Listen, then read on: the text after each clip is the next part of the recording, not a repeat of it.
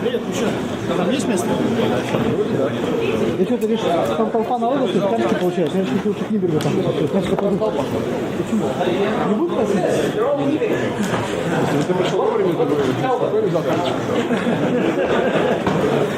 Many of them want to listen what is the basics of the job.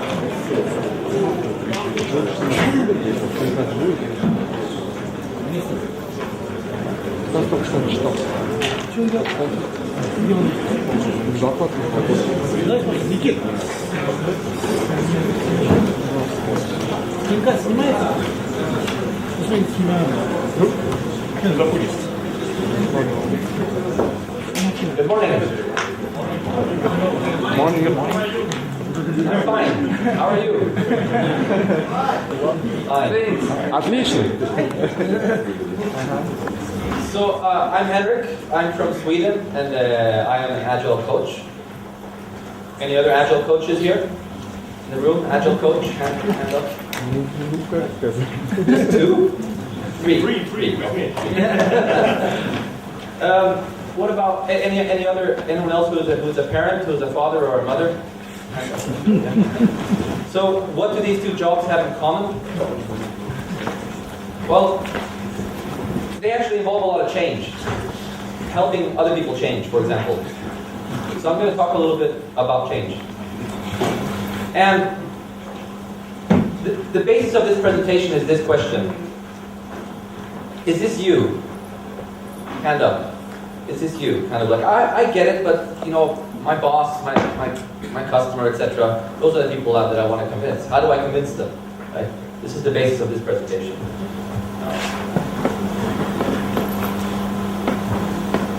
I don't want to get stuck in one spot. Okay, so the purpose of this presentation is to help you understand what you can do to trigger change. Okay? Now, the short version of this presentation is, if you want to convince somebody else, don't. And the reason for that is because people generally don't like being convinced. How many of you enjoy being called up by this person to be convinced about something? Anybody? Yeah.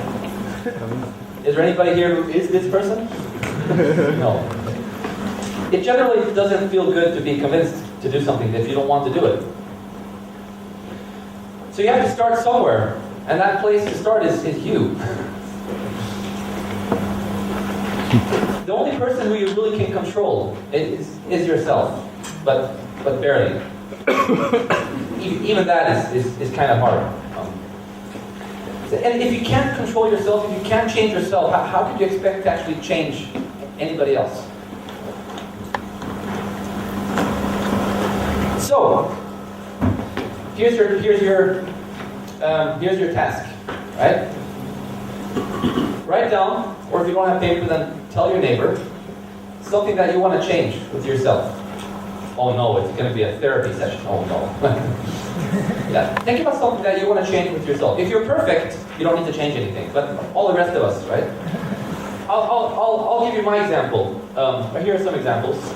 My example, I want to spend less time doing email. That's the thing that I want to change. So go ahead, take 30 seconds and write down or think about something that you want to change.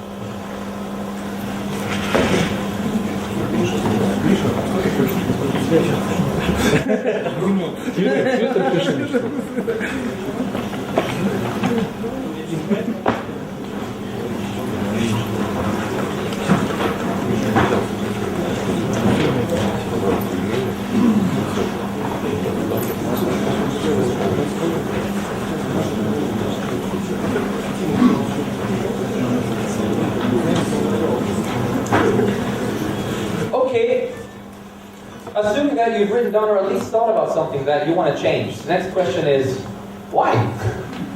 Why would you want to make that change, right? For me, the reason why I want to do this is because I want to go on a big trip with my family and I don't want to have to check email every day. That's my goal. So spend another minute thinking about why do you want to make your change? This is just an excuse for me to sit down and relax.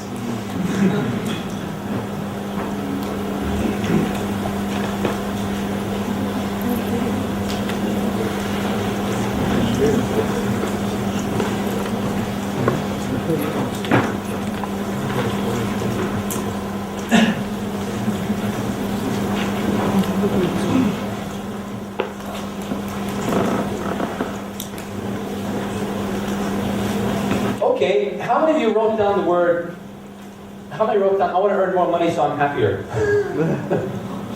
Because if that's what you were thinking, then think again, because most research shows very little connection between money and happiness. Just a recommendation. So let's look at the key elements of change. And this applies whether it's about you personally or about your client or your family or whatever. At some point, you need to decide where is that place that I want to go, right? What is my target condition? For example, Agile, maybe we want to live in this Agile world. I want my company to work like this, right? Or less email, in my case. And the next question is, of course, why? Why would I want my company to go Agile, right? And then think about, well, where am I right now? In contrast to the place where I want to go, right? And the next element of change is, well, what is the next very concrete step in this direction? Because I'm not going to go all the way at once. What's the next concrete step? And how will I know if I'm even moving in the right direction? So this is going to be this kind of basis for this presentation. So if we go back to your change, describe the destination. Spend a little bit more time thinking about what is that place like. So for me, my change is, well, by October, I only need to do email once per week for maximum 2 hours. This is my hope. That would be great, wouldn't it? And I still don't feel behind on anything. And there's no big, huge pile of email waiting for me when I get back home. This is my kind of vision. And even if I don't get exactly to there, that's a direction that I want to be changing. So go ahead and think about your kind of perfect world that you want to change to. What does it look like? What does it feel like? And after the presentation, I'm going to be grabbing random people and asking you, so better do it.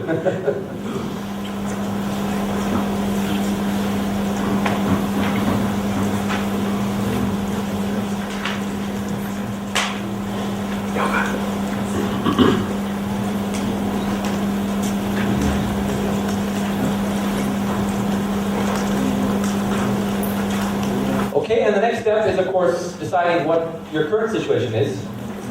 Think about that for a little bit. Because, I mean, maybe you're already here. Maybe you already are at your destination and you don't need to change anything.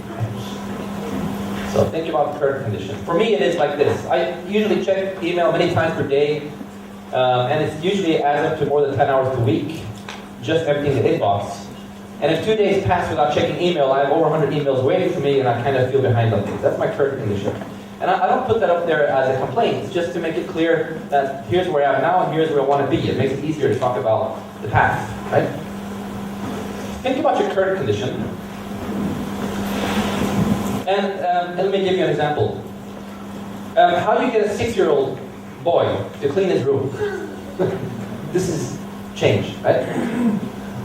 So here's some ways that don't really work very well. And I've tried them and they don't work very well.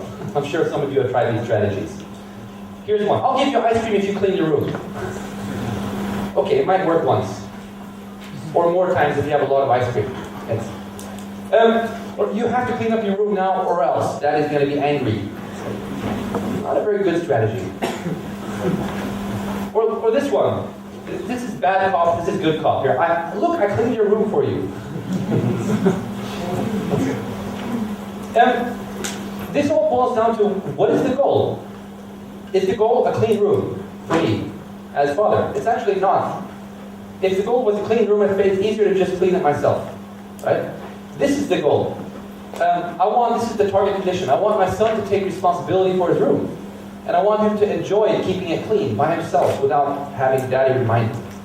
And why? Well, because I'll save time. Because I have 4 kids and I don't want to spend time cleaning 4 rooms. And it'll be a useful skill in life to be able to, keep track of your stuff, right? This was the real goal. So applying this model of change, what I basically did was apply the GTD model, get things done. How many of you know this model? It's fairly popular. Basically, the first step, of course, is change myself, right? Stop doing the father thing and start doing the coach thing. You have to start with yourself. This was my change. So don't force him to do anything, and don't do any of his work, right? Because coaches don't do these things, at least good coaches. Destination is the clean room, right? And the motive, why would you want to have a clean room? So I asked them, what would it be like to have a clean room? Think about the last time you had a really nice clean room. What was it like? And they said, oh, that was really nice. You know, I could find all my toys, and my sister wouldn't steal things as easily. And I don't step on things so they don't break. You know? And it feels good to come into my room. This was him imagining what it's like to have a clean room. So I asked him, wouldn't it be nice to have that clean room again? He's like, yeah, look at this mess. So that was the next thing. Look at the current situation compared to the vision, right? Look at how the room looks like right now. What does it feel like? Oh, terrible, right? Okay, what's the next concrete step? This is important because if you don't have a next clear step, it's too difficult. How the heck am I going to go from here to here? I better go outside and play instead. So the next step has to be very simple, and that's where the getting things done kind of approach fits in. I said, pick up anything on the floor, anything you see, whatever you see. Okay, this thing. And I asked them, where does this live? Is this garbage? Do you actually want this thing, or do you want to keep it? Oh, I don't need this actually. Okay, we'll put it over here in the giveaway pile. Take something else. Oh, this one. Okay, you want it? Oh yeah. Where does it live? Well, this is a pen. I'll put it here in my top drawer of my desk. Maybe that's a good place where I can find it again. Okay, done. What's the next thing? Etc. So it's a very simple pattern. Just take one thing, put it in the right place, and then take the next. And how do we know if we're progressing? Well, you know, look at this particular part of the floor right now. It's empty. Right here, it's empty. So I'm making progress. So where does this thing go? It's a very simple process, and over time, the room became very clean.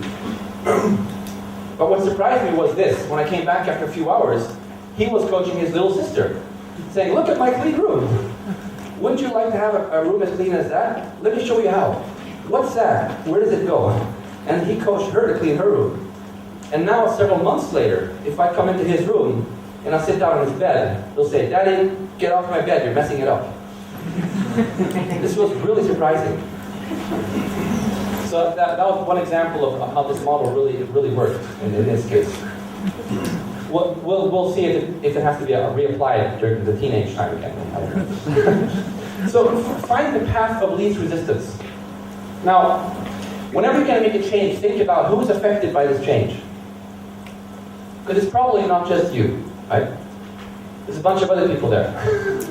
And they probably don't like being changed.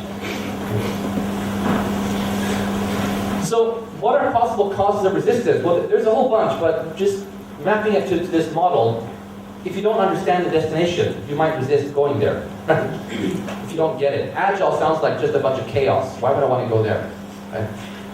Misunderstanding. And maybe I actually don't want to go there. Maybe that's not the kind of workplace I want to have. Maybe I'm a manager, I like to control people, and this Agile stuff seems a bit scary. Right? Or maybe I don't see the current situation. I'm a manager who's in an office, and I'm saying, yeah, but we are Agile. You know? We're already doing this stuff. Well, maybe if you get out of your room and take a look at what's happening, you'll see the situation here. And that might cause some of the motivation to appear about why to change.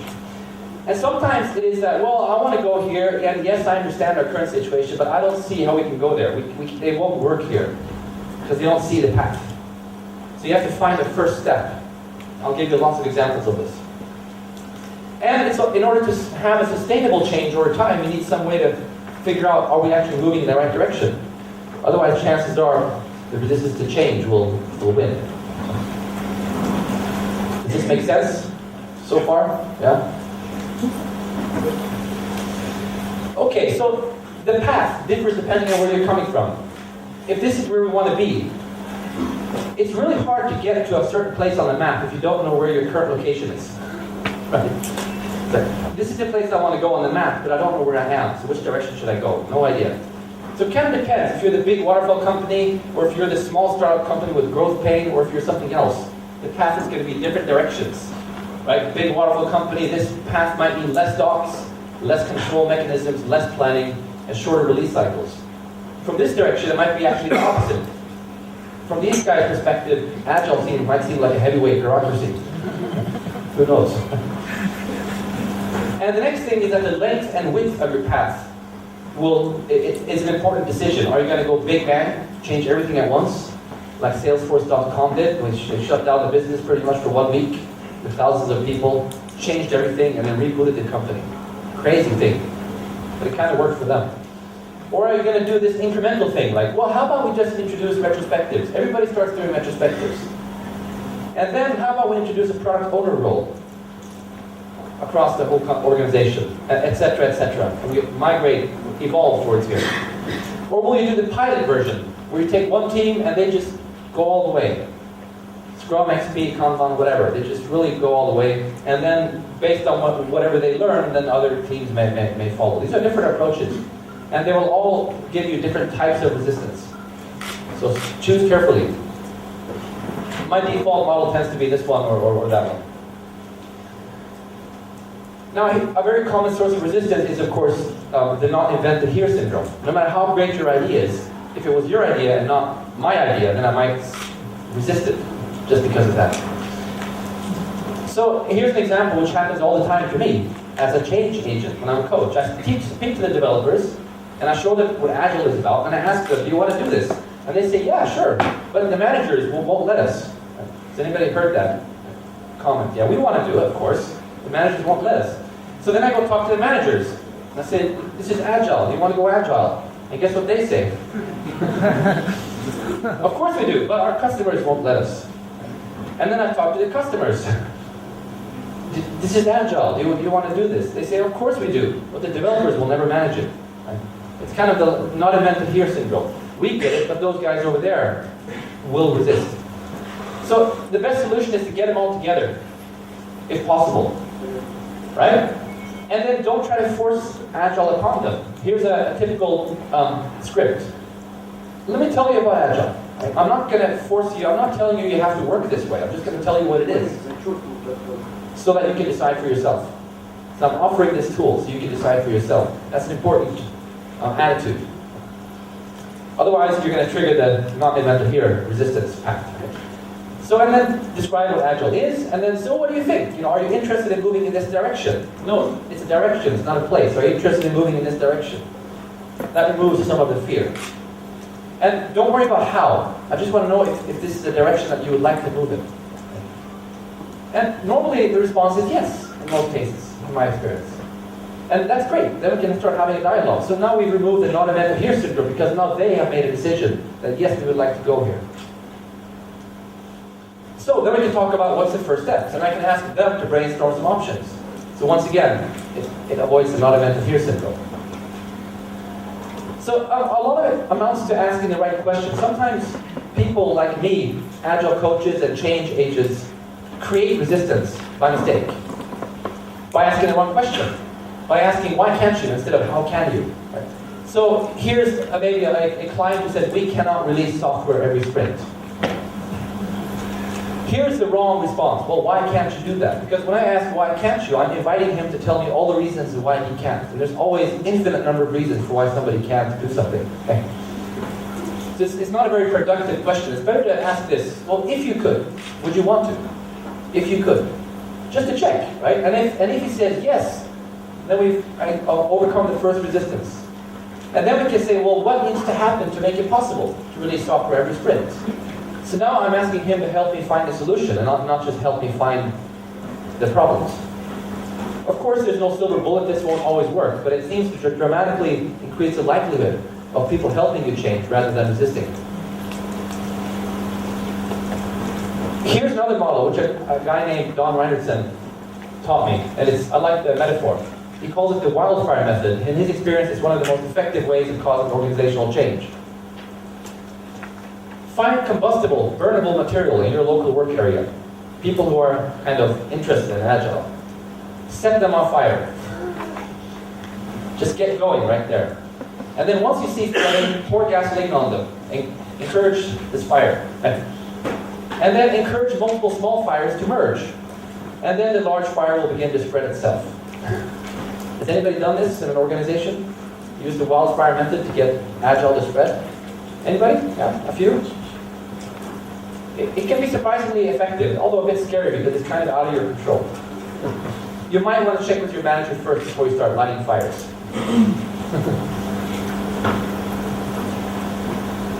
Okay, a general technique for causing change that I found very effective is just making the current situation painfully visible.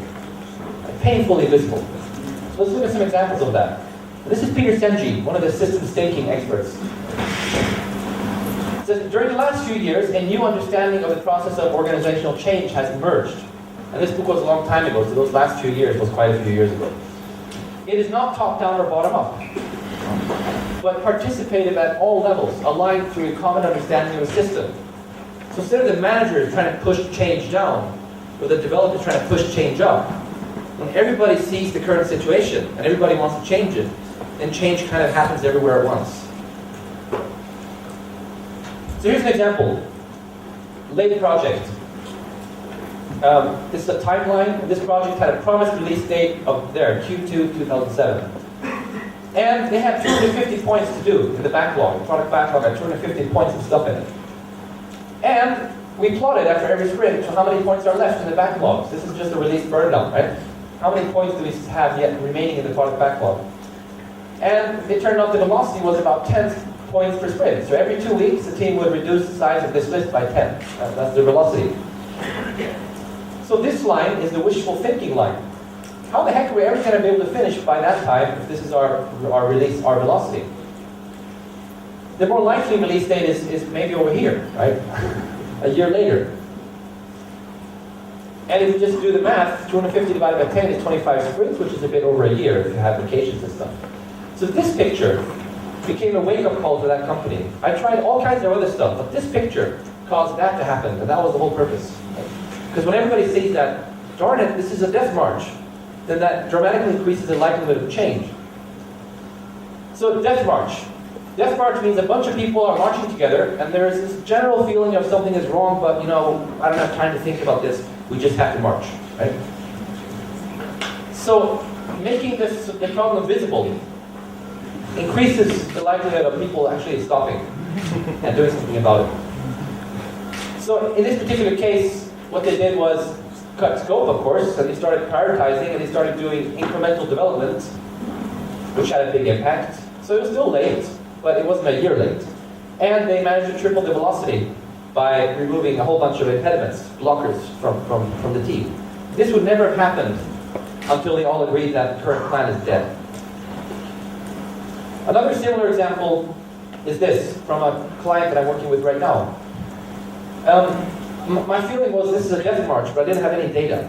So I asked the team, and the managers, the project managers, and everybody around the company, I asked them, do you believe the current goal is achievable?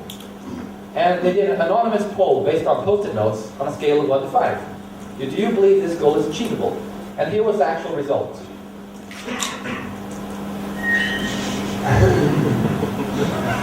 This is what a death march looks like. Even without objective data. This is just subjective. This information caused the management to change and renegotiate the whole project. Because everybody realized that we're not going to succeed. If not even half the team thinks this is going to work, why should we go on? It's just demotivating. Another example is this gaming company, which they developed new games, and here was their process for developing a new game, all the steps involved for a single new game. All these steps were involved. And there's queues, long queues, 8 games waiting in the game backlog, 15 games waiting over here in design-ready games, and 12 games waiting for production. So all of this took, in total, about 25 months to build a new game. And the actual work time was 3 months. Most of this time was just waiting. This became the wake-up call for this company. When everybody saw this picture, this was the actual picture that we drew during a short 2-hour workshop. And I walked around the company with this picture. I showed it to developers, to managers, to everybody. And every time somebody looked at it, they were like, what the heck? Is this our process? Well, yeah, it takes 2 years, right? Well, yeah, it does take 2 years. So this became the tipping point that caused change. In this case, to do Scrum. So we created 2 cross-functional teams that could create a whole game from beginning to end. And this reduced the total number of games in progress from 30 to 2. There's just 2 game teams working on one game at a time. Later on, we added a 3rd one. And these teams each one could repeatedly create a whole new game from scratch in about 3 to 4 months. So they managed to get about 6 to 8 times faster without actually hiring more people. And the main reason for that was because they finally agreed on the fact that the current situation is not acceptable. Here are some quotes from the people at the company. One guy said, "This value stream was career-changing for me. It changed everything." Another manager said, "This 2-hour exercise had more impact than a 2-year project of improvement they'd done earlier, where they tried to get faster at development. They spent about 2 years trying to improve the architecture. And now this little workshop showed them that that was a waste of time, because the bottleneck was spread out across a whole bunch of queues." So a really well thought out visualization can really help. Here's a simple technique. If you're a Scrum Master or something, just write down the estimated velocity. How much stuff did the team think they would finish? And then write down how much stuff did they finish. And put it up on a board, right? And then next sprint, do the same thing, and do the same thing, and you see a pattern here. This is a visible problem. This team keeps on taking on more work than they can handle. And that's just demotivating. There's no point of doing that. It just reduces trust and causes stress. So by visualizing the problem, chances are that the team will finally say, "Wait a sec, why should we take in 40 points? Look at the past. We never finished 40 points. Let's be honest. Let's bring in 30. Sometimes it's even worse. "Well, we think we can do 40 points. Oh, darn, we only did 30. Now we have to catch up. So we better do 50 now. We have to catch up. We lost 10, right? Oh, darn. Now we really have to catch up." Etc. So make the problem visible, and chances are that you'll get reaction, right? There's probably some impossible release plan hiding behind this issue. Another simple technique is dead sprint detection, right? Use a good task board to visualize that, hey, we said we would be doing this stuff, and we aren't doing that stuff. We're doing this stuff, unplanned items. And our burn down is flatlined, just like a patient at a hospital, his heart has stopped. The patient is dead. This is a dead sprint detection tool. It's great. More simple techniques. Are these techniques useful? Are they interesting? Yes. I have a whole bunch. Great. Now I'll just continue. Here's another simple one. A team that spends way too much time firefighting, fixing bugs and things like that. So visualize this by asking the team, how much time do you spend firefighting in a typical sprint versus how much time do you spend implementing new features, which is this one right here. So they draw this picture, and we show this to whoever is asking us to build new features.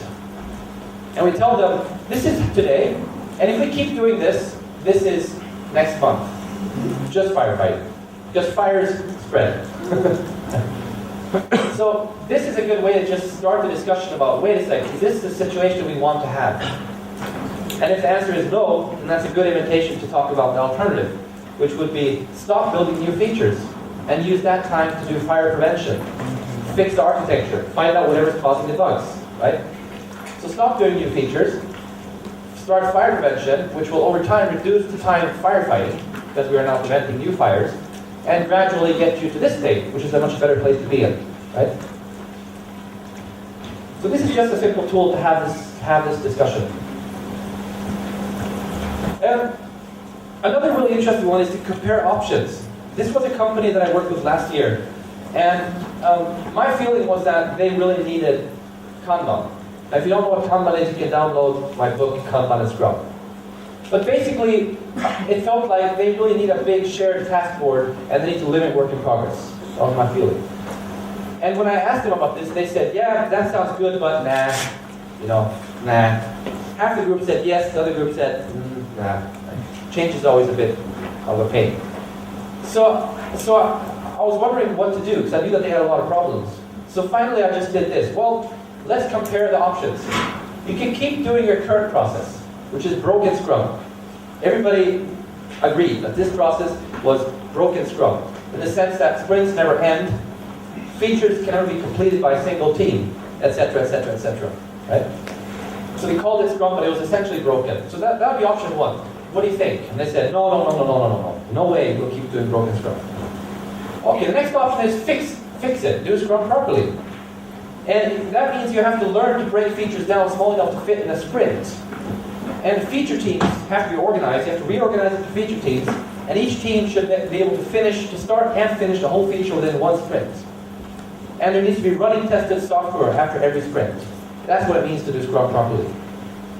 Will you do that? No way. Way too difficult right now. It's just too much change. Okay, so what should we do? Can anybody think of any other options? And nobody could think of any other options. So they said, okay, let's try Kanban. You have to compare the change to the consequence of not changing. Right? So they did Kanban, they put this big board up, and it actually caused a whole lot of changes to happen, which gradually moved them in this direction, interestingly enough. So now they have the feature teams, but it just kind of evolved instead of being a big change. Another good technique is identifying top 3 impediments. Impediment is like a problem or a blocker. It's typically part of Scrum. It's quite simple. Just ask the team to identify what stuff is in your way. What are the things blocking your progress? And then if there's too many, then they need to vote, the top 3. In this case, no clear definition of done, of increasing technical debt and slow computers was the top 3 impediments. Right? And then we start addressing them. Right? We start looking at, well, how does, basically we apply this change template I talked about. What would it look like if we had a clear definition of done? What's the first step to getting there? Etc. Right? So, and the definition of done for an impediment is when it's no longer top 3, it's done enough. Right? If you have multiple teams, then every team can do the top 3 impediments, and that's a great tool for management. Now the manager knows exactly what he should be doing. He should be helping the teams to solve whatever impediments that they can't solve themselves. And if they tend to forget the stuff they said they fixed, then it's great to put this paper up on the door, which says team impediments that I have committed to solving. So when I, as a manager, every time I go into my office, I will see this on the wall and be reminded that, oh yeah, that's right, I said I would get faster computers. Pretty useful tool, just to visualize. Now, another way of doing this is get everybody together in a cross-team retrospective. All the different key stakeholders, the key people in the project. And then you identify our common top 3. A great way to trigger change. Everybody agrees that our top problem is this. Then we can talk about how to solve it. So here's an example. One of the worst impediments I've seen during the past few years is this one. A team which said, we just don't like our job. And several people were actually about to leave the job. They were looking for new jobs. So all the other problems in the company had this problem as their root cause. So what do? Well, if you don't know how to solve a problem, visualize it. So we put this thing up on the wall where people could put an X. How does it feel to go to work this week? And you can see that it's pretty bad, right? One means, I hate going to work.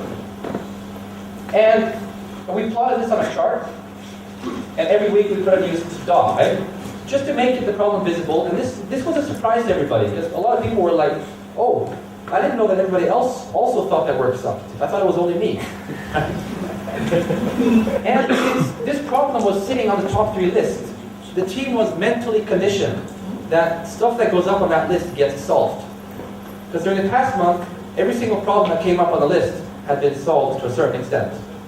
So now that the subconscious mind, this is what I think happened. The subconscious mind started thinking in terms of, okay, it's on the wall, we have to fix it. Instead of, life sucks, this job sucks, I better find a new job. Right? That's what I think happened. Because a lot of things started happening.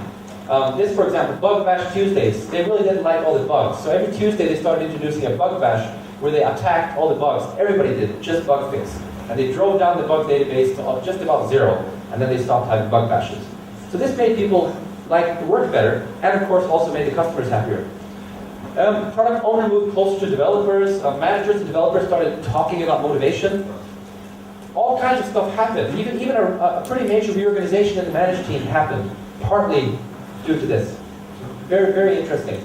And as a result, over about a 4-month period, we saw dramatic improvements in this. And then here we stopped measuring, because it just felt like this isn't a problem anymore. People are having fun, they're being creative. It's just not a big problem anymore. So the first step towards solving this problem was agreeing that we have a problem, making it visible. This one will probably be familiar. Is anybody having problems with, we need more test automation? Yeah, it's a common problem. So how do you get time to do that? Well, once again, find the right way to describe the problem. This is the velocity over time if you have manual regression tests in a project. Because every time you build a feature, the old features have to keep working, right? So you have to manually test them. And then your velocity will be slower and slower and slower. If we automate tests, it will be a bit slower in the beginning because we are now writing some tests that we didn't used to do. But as a result, the velocity will be sustainable because tests are automated. You don't have to manually test all the old features. This is a simplification, of course, but it gives you the general idea that we need to make an investment here.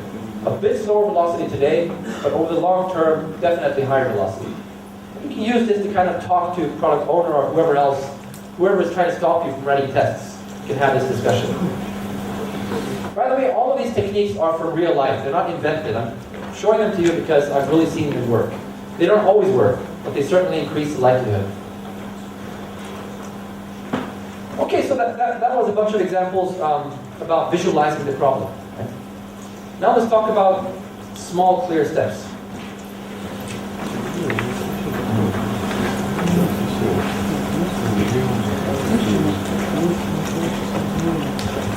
So, if we continue with the test automation issue, right? Oh, we need more tests, but we don't have time to rank them. So what do? Well, here's a pretty simple pattern. Just get the testers in and ask them, what is the stuff that has to be tested? Right? Just write down the major things that have to be tested. And then ask them to classify these tests by risk. So highlight the ones that are really important to test. Maybe the most important half is these four, right? And then ask the developers, or ask the testers, if you have separate testers, ask them which ones of these take a long time to test manually. Well, transaction history is a pain to test manually. This one is pretty quick. So we just highlight the ones that take a long time.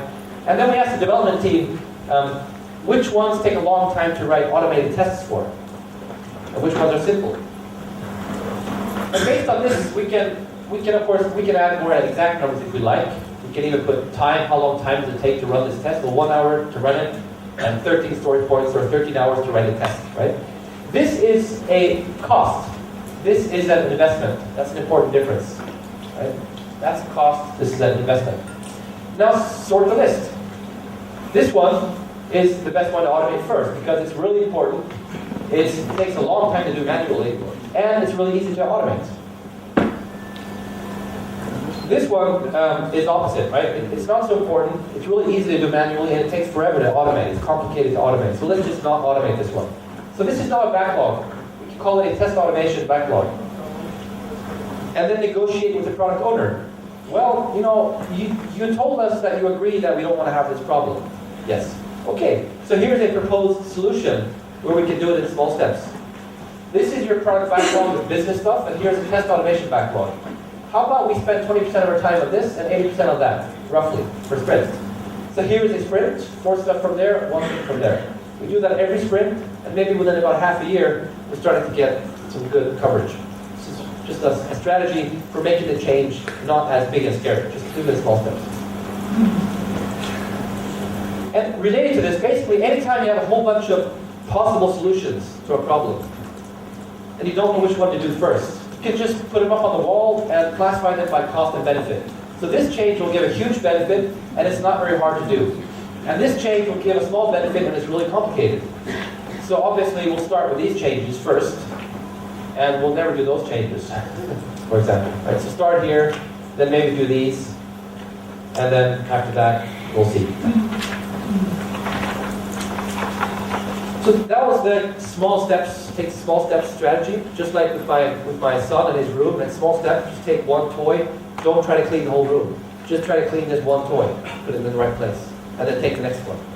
Or when climbing a mountain, me and my wife climbed Mount Fuji in Japan. It's not a very high mountain, but we aren't very experienced mountain climbers, so for us this was kind of tiring.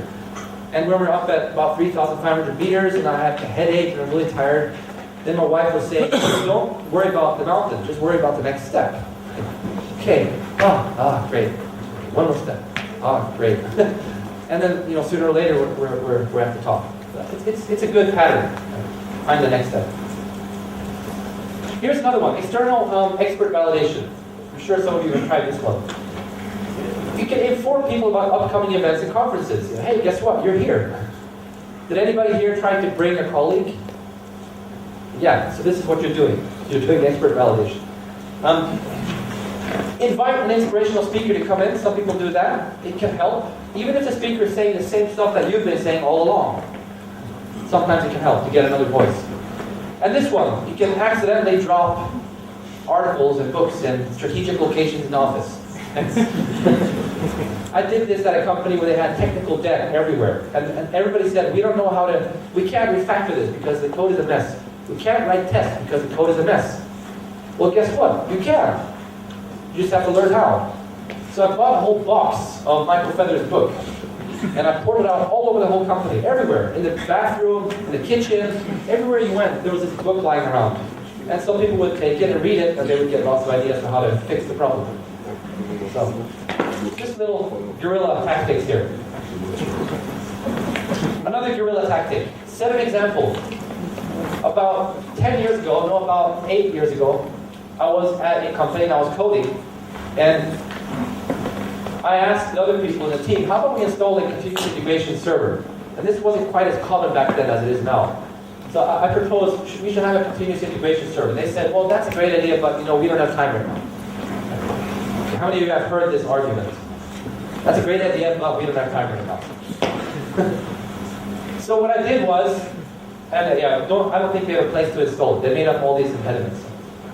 So what I did was I just installed it on my machine. And I started using it to build my code. And once I'd done that, I configured it to build everybody else's code as well. And what happened was, it would be like, hey Joe, you just broke the build again.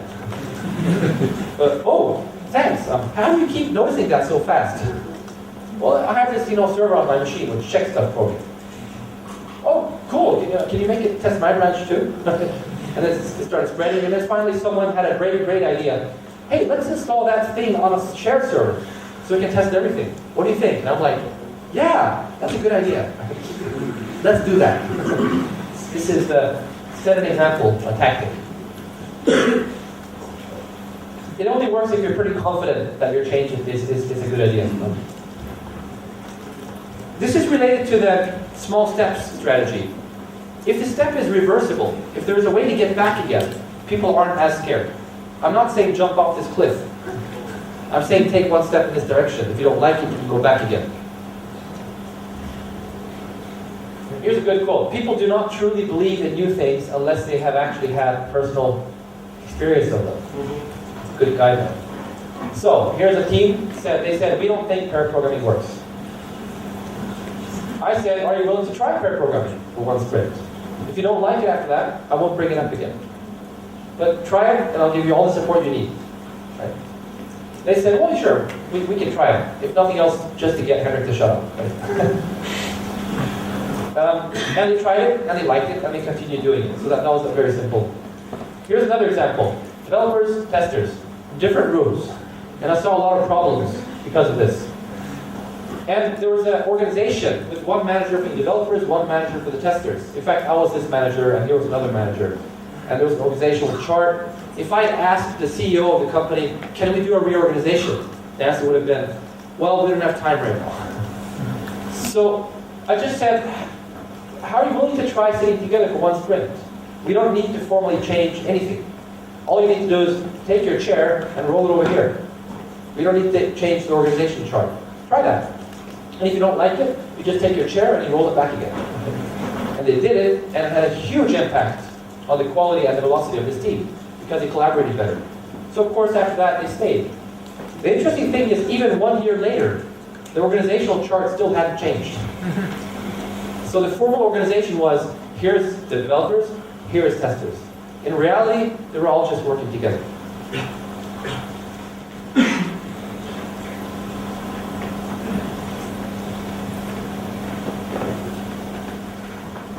Okay, other strategies. I'm just throwing strategies at you, and it's up to you to decide which ones you can use. I'm not telling you what to do, right? Remember? Making a business case. Here's an example. This is my team here.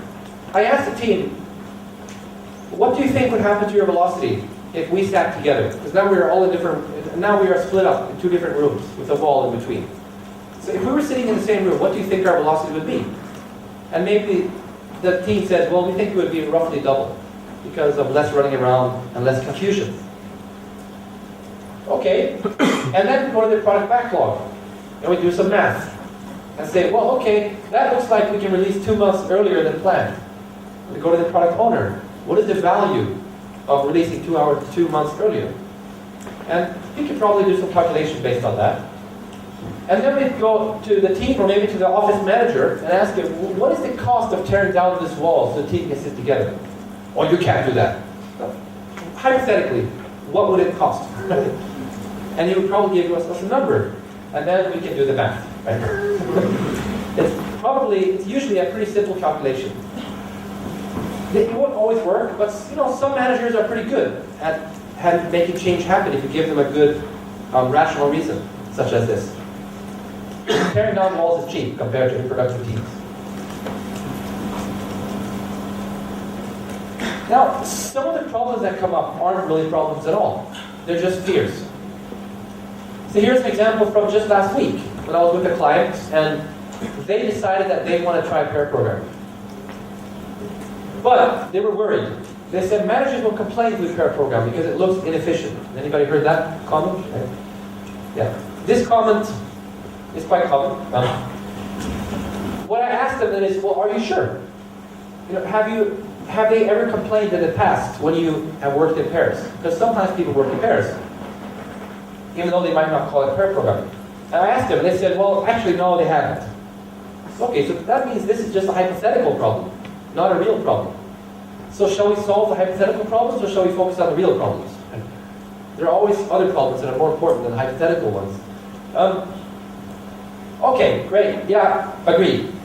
This is just a hypothetical problem. But what should we say if the manager asks what we are doing? This is a good question. So I propose, tell them about the feature that you're working on. Right? Oh, we're building this feature here. Don't say, well, we're pair programming. Oh, that's okay. Just don't even talk about pair programming. You don't talk about the work you're doing. And if the manager asks about, well, you're 2 people at one computer and that computer over there is empty. Well, that's not a complaint, that's a question, right? Or it's actually just a comment. And that's a great opportunity to have a discussion with the manager, right? Maybe this manager thinks that the bottleneck in software development is the keyboard. And this is a great opportunity to re-educate and explain that the keyboard, these buttons here on this machine, they are not the bottleneck in a software development project. Both of us are actually working full-time, even though only one is typing. It's great. So don't solve problems that are just fears. Here's an interesting one. This was a colleague of mine who was a manager at a gaming company in Stockholm, and their problem was they were producing all these documents that nobody was using. Does anybody recognize that problem? Producing all these documents that nobody seems to be using. Yeah. For example, this one, configuration audit findings. Who's using this document? I don't know, but we have to create it. Management says you have to create it because it's part of our process, right? Yeah, but we don't think anybody's using it. Yeah, but you have to create it anyway. So they did things like this. They wrote the document, and in the middle of the document they put a little comment. Can you see what it says there? Yeah.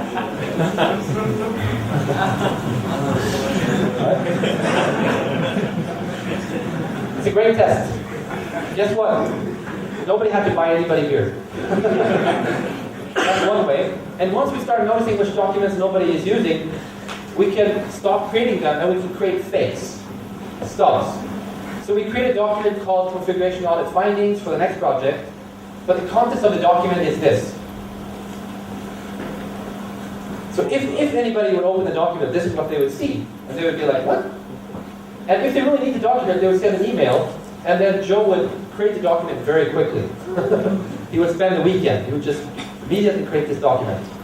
If he's scared, he might actually create the document beforehand, but not check it in. Right? But this is a good way to test which documents are actually used. And after a year or two, we can present this evidence, and then we have a good argument for spending less time writing documentation. Especially if we make a business case. Our velocity would be 30% higher if we did not create these documents. How much is that worth to this business? Combine these techniques. Has anybody done this? I'm sure others. Yeah, one has done it. Did it work? It didn't work. Too bad. But worth trying. Did you get in trouble? Did you get in trouble for trying this? Did they get angry at you? Never mind. Sorry. I'll go on. Okay. Bootstrapping. Here's a general pattern that I find useful when coaching. It's like the opening moves of a chess game. I find this to be a good default opening move. First of all, of course, ask why. And the typical answers are, faster delivery, higher quality, increased motivation, clear roles. These are the kind of things that my clients would tell me. We want to do Agile because we want this. Right? Okay. Well, I think Agile might be able to help. Next step is interviews. I interview a bunch of different people, maybe 10 different people in different roles. And just ask them about, what do you do? What do you think about this workplace? What do you think is the biggest opportunity for improvement? What do you think I should do to help this company change? Just an informal interview. And draw some whiteboard pictures while doing it. This gives me a pretty good understanding of their situation. Normally I can see things very clearly, like, okay, now I understand what the biggest problem is. And then I do a typical half-day Agile seminar, maybe like this, but half-day. And I tell them about Agile, but I customize the message based on their situation. So if they're already doing sprints, I don't need to tell them about sprints. If they have a lot of problem with technical debt, then I might talk about technical debt. So it's a customized Agile intro. So the first step was me listening, and this is me talking, and the third step is dialogue. So now we have a bunch of workshops with smaller groups, and basically set them up like a retrospective. What works, what doesn't work, what are we going to change, and how. So it becomes like an us thing, everybody together proposing changes. This, of course, reduces the not-invented here syndrome. And it leads to better decisions, because it's not just me, the coach, who has to be some kind of a genius to figure out what needs to be done. Instead, I can ask these people, and they can help. So that's just a useful pattern. If you're called as a coach to make change happen, this might be a good way to get started.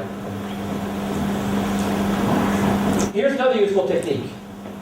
During these workshops, as we analyze a problem, there's a useful technique for understanding the problem. This is based on root cause analysis from Lean. I use diagrams called cause-effect diagrams. And here's an example. A client was telling me, our problem is that we're failing to do extreme practices like TDD and pair programs. We know that we need to do this stuff, but we're not doing it properly. That's what they told me. So I asked them, is that really your problem? So we started analyzing. What is the consequence of not doing these things? I asked them, and they said, well, bad code quality. Okay, what is the consequence of bad code quality? Well, our demos crashed. And this was a research company, so doing demos to potential clients, that was their kind of core business. So doing a demo for them was like doing a release. Right? And the demos often crashed.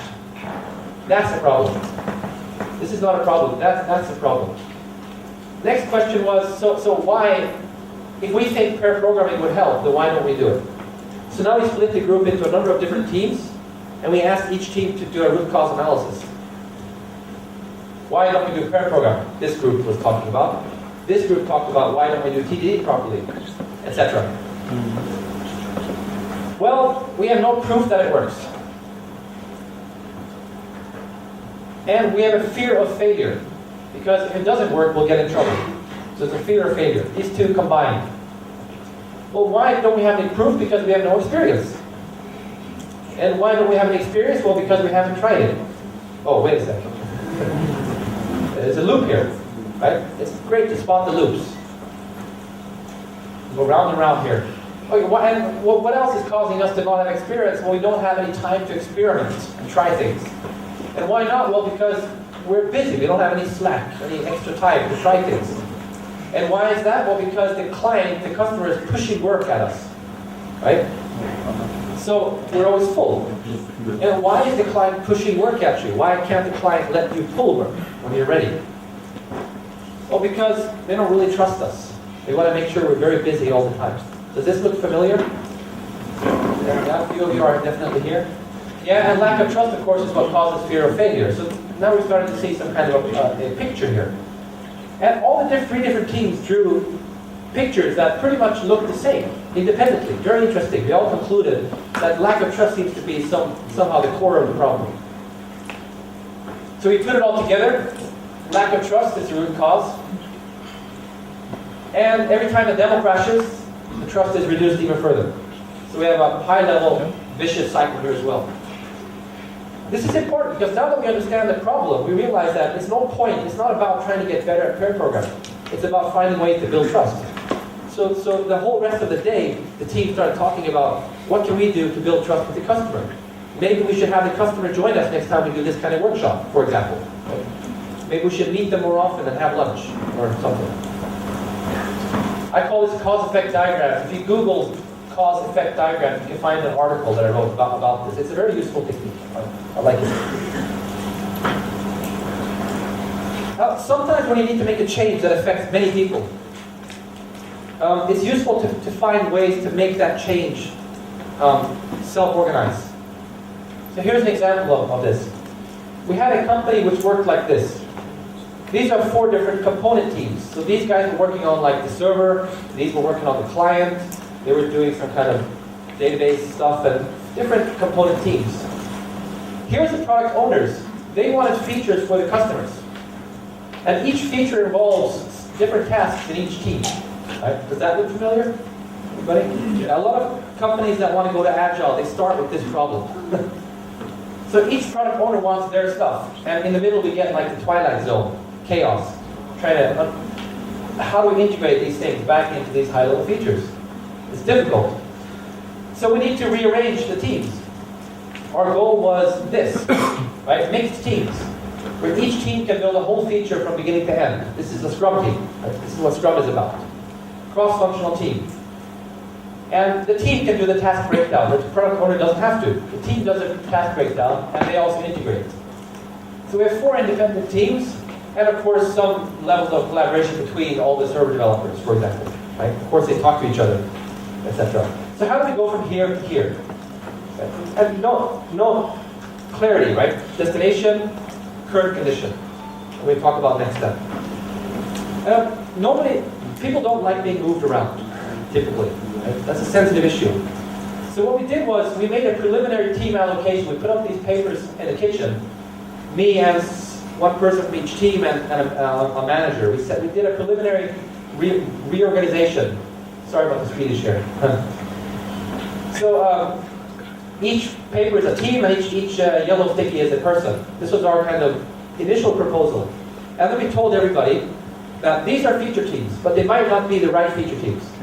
So this will be in the kitchen for 1 week. And if you want to change, if you want to move yourself, go ahead. As long as you fulfill these constraints. 3 to 8 people per team. Every team has a product owner. Every team can finish a whole feature from beginning to end without being dependent on other teams. We set these rules. So what happened after a week, there was lots of conflicts and discussions by the board, and this was like positive conflict. It was people influencing their situation. And what happened was that these 2 teams were combined. That was a whole new team that was formed. People pulled themselves out and formed a new team, which still followed the rules. And that team was combined. Some people moved around. After 1 week, we had a new organization. And everybody had a chance to influence their situation. This wasn't perfect. But this wasn't perfect either. This, however, was accepted by people because they had a chance to change. Next sprint, we could do it again. And after a few sprints, it stabilized. So this is one way of using self-organization principles to do a reorganization. Okay. Time flies. Let's wrap this up. It's funny, I thought this would be way longer than 90 minutes and I would have to cut scope. But it looks like we'll finish early. That's a positive problem, right? So back to you again. You thought I'd let you off the hook? No.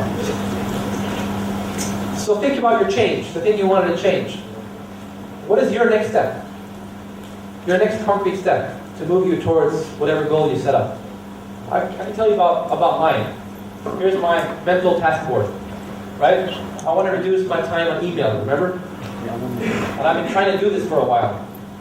So one thing that I've already done, I've already made this a new habit, is whenever I get a new client request, I just delegate it to my colleagues.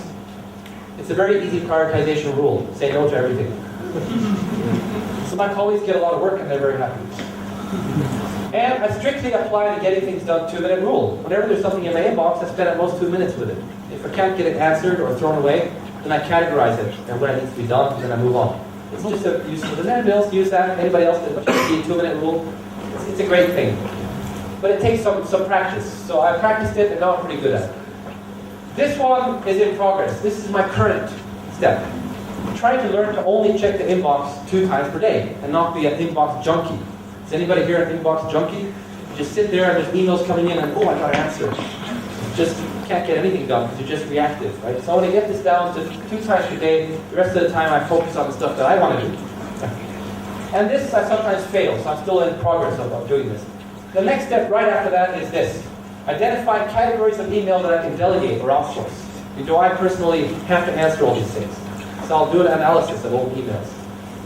So this is not the whole solution, it's just a few steps along the way. So think about your next step for a minute.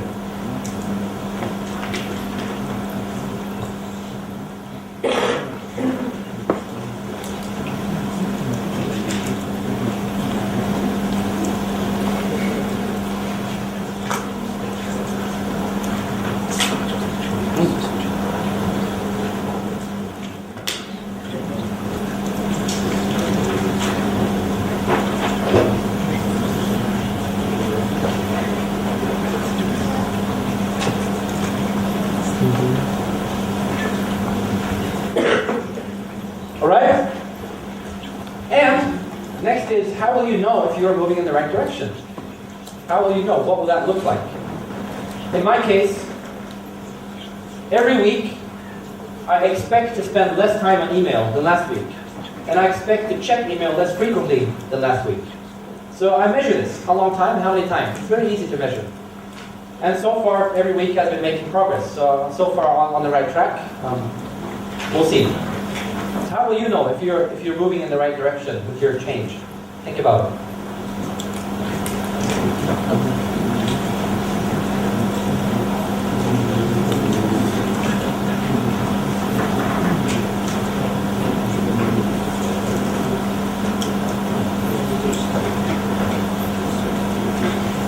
Oh, and by the way, if you succeed with your change, let me know so I can invoice you.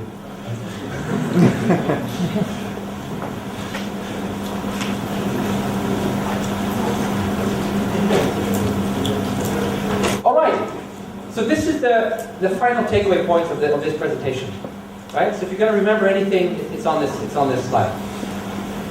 Change starts with you. So don't start trying to change everybody else. Think about what you can do to change yourself. And remember, at the end of the day, you can decide. You can use the law of 2 feet. Do you know the law of 2 feet? Right? If you're not learning or contributing,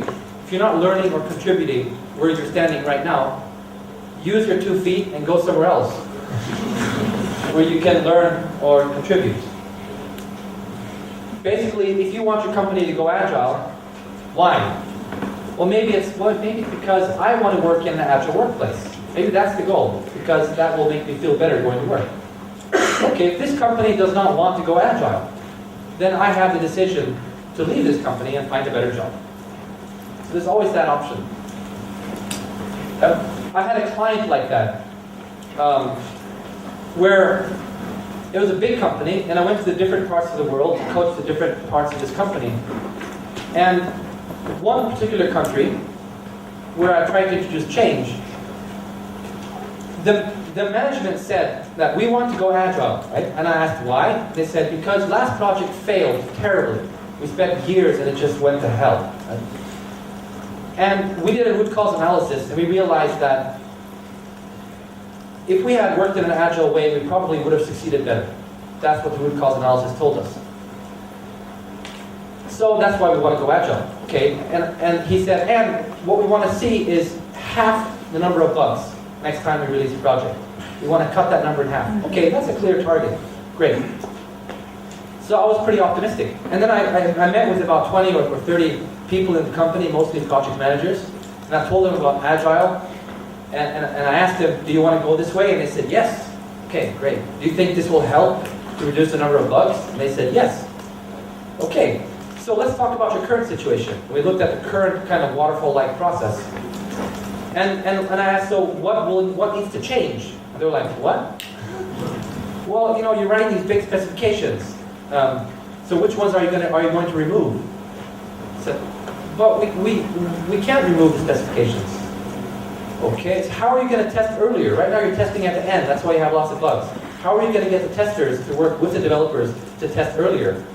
They said, we can't, because our organization is organized this way. So no matter what I said, it was like banging my head against a brick wall. They always said, we can't. So finally, I ended the engagement. I realized I can't help this company change, because they seem that they don't actually want to change. So I used a law of 2 feet and went and found another client. I'm very happy about that. Otherwise, I'd probably still be stuck there, banging my head against the wall. So change starts with you. Make a decision. And don't change others. Motivate them to change themselves. It's a fine line between these two things. But motivate people to change themselves. Give them a reason to change. I mean, why should they want to change? And give them a way. Show them some path, right? Even if you're not sure the path will work, at least there's a chance that it might work. So show them, find and show them this path. And give them support and encouragement and feedback all along the way. Right? It's not fire and forget.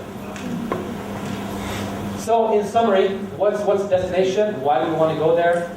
Where are we right now? And what is the next step towards this destination? So